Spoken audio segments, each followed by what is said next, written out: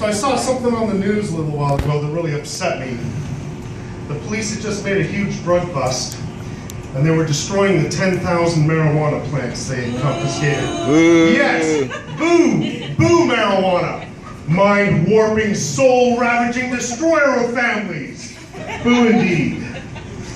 Now what upset me about what I saw was the way the police were destroying the marijuana.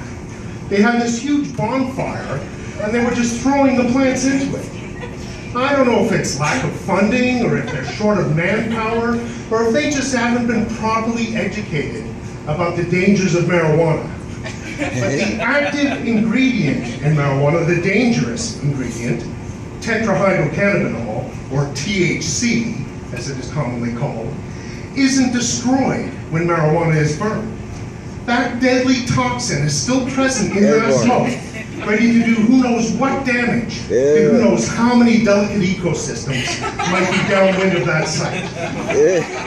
That's why, whenever I destroy marijuana by burning it, I'm always careful to inhale as it possible.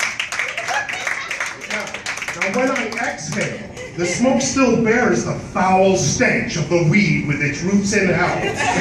But the vast majority of the THC has been filtered into my bloodstream, thereby rendering that smoke virtually harmless. The safe and proper destruction of marijuana, and occasionally other illicit substances, is an endeavor that is fraught with peril. But it is a cause about which I feel very strongly.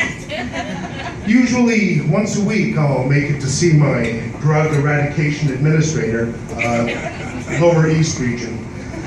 And I'll make my usual generous donation. And invariably, he will say to me, "Brother," he'll say, "your continued financial support is greatly appreciated. But there is more we need to ask of you. We have found yet another cache of marijuana, and we need you to do your bit in seeing to it that it is properly disposed of." And when I take that baggie, it feels like I'm shaking hands with the devil himself. Why, this vile plant must grow from Satan's own spermatozoa. Did you know that it is constantly mutating into new strains with ever higher concentrations of THC? But sacrifice is good for the soul, and what doesn't kill you makes you stronger. And over time, your body will build up resistances to the effects of marijuana. So much so, in fact, that on a recent visit to my drug eradication administrator, he doesn't like it when we shorten it down to the initials.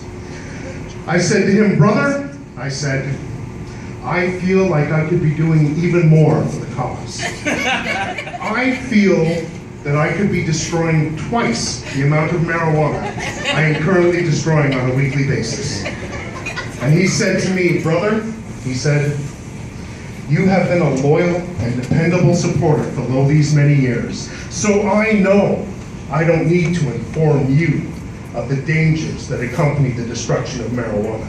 But perhaps there is a fact of which you are not aware, that the dangers multiply exponentially with the amount of marijuana destroyed.